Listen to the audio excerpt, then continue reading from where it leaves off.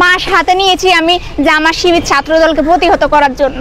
তারা দেশের শত্রু, তারা দেশের শান্তি চায় না, তারা দেশের ক্ষতি চায়, তারা দেশের উন্নয়ন চোখে দেখে না। প্রয়োজনে আমরা আবার লাঠি হাতে নিব, তাদেরকে দমন করব, প্রতিহত করব। এই দেশে কোনো ষড়যন্ত্র চলবে না।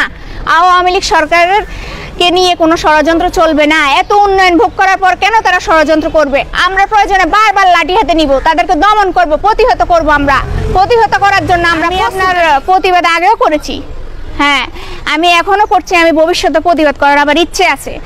আমি মুখ লুকিয়ে ঘরে বসে থাকার মতো মেয়ে না। আমি যেহেতু রাজনীতি করি, আমি প্রতিবাদ করব। প্রতিবাদ করার আমার অধিকার আছে, প্রত্যেকটা মানুষের প্রতিবাদ করার অধিকার আছে। আমি যেখানে দেখব যে বঙ্গবন্ধুকে, দেশরত্ন শেখ হাসিনা আপাকে নিয়ে কটূক্তি করা হয়, বাজে মন্তব্য বিভিন্নভাবে করা হয়, আমি প্রতিবাদ করব। আমি বাসে তো শুধুমাত্র আমি যে শাসিয়েছি, তাদেরকে এমনিতে ধমকিয়েছি, কিন্তু নেক্সট টাইম যদি তারা বাজে বাসায় আমার সামনে আমি নিজ কানে শুনি যে তারা মন্তব্য করছে, তখন আমি প্রয়োজন আবার লাঠি হাতে তুলে নিব, তাদেরকে হাত পা ভেঙে দিতে আমি প্রস্তুত আছি। তাদেরকে আমি রাস্তায় প্রতিহত করবে, এটাই আমার ইচ্ছে।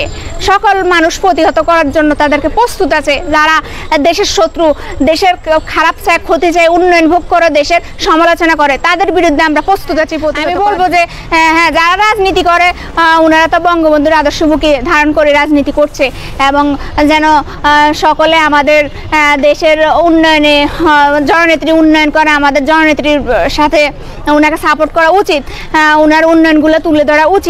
এবং সকল নারীকে বলবো যে আপনারা প্রতিবাদী হন, অন্যায়ের বিরুদ্ধে প্রতিবাদ করেন, নিপটিজিং, দর্শন এবং এই যে ব্ল্যাকমেলের বিরুদ্ধে আপনারা প্রতিবাদ করেন। আপনাদের সকলেরই প্রতিবাদী হওয়া উচিত। প্রতিবাদ করলে আর এসব খারাপ নোংরা পুরুষগুলো সাহস পাবে না অন্যায় করার।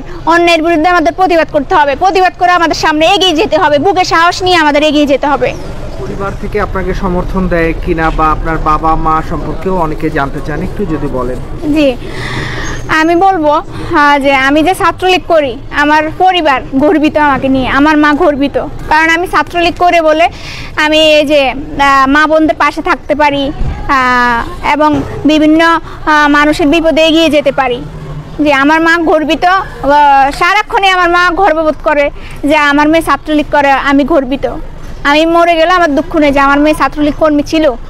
আর আরেকটা বিষয় বলবো যে আমরা 3 বোন, আমি সবার ছোট, আমার বড় 2 বোন, 2 বোনের বিয়ে হয়েছে। তো আমার বাবা নেই, বাবা মারা গিয়েছে, আমি তখন ছোট ছিলাম। আমার যে ভগ্নিপতিরা ওনারা আমার নিজের ভাইয়ের মতো, খুবই ভালো মানুষ। ওনারা আমার যথেষ্ট সাপোর্ট দেয় সকল বিষয়ে। আমার মাকে এবং আমাকে দেখাশোনা করেন আমার 2 বোন। ভগ্নিপতিরা খুবই ভালো মানুষ, ওনারা আমার রাজনৈতিক বিষয়ে আমাকে সাপোর্ট করেন, সকল বিষয়ে আমাকে সাপোর্ট। হামলা হয়নি, হামলা হলে আমি কিভাবে সুস্থ সবলভাবে 2 দিনের মধ্যে দাঁড়িয়েছি, দেখিয়েছেন আপনারা, মুখে অনেক ক্ষতবিক্ষত, একদিনে তো ক্ষতবিক্ষতগুলো সেরে যেত না। আরেকটা বিষয় আমি বলবো যে আমাকে হামলা করা এত সহজ নয়। আমি প্রতিবাদী মেয়ে, আমি একে 100 লোক পিটাইতে পারি। সো আমাকে হামলা করা এত সহজ নয়, সেগুলি সম্পূর্ণ গুজব।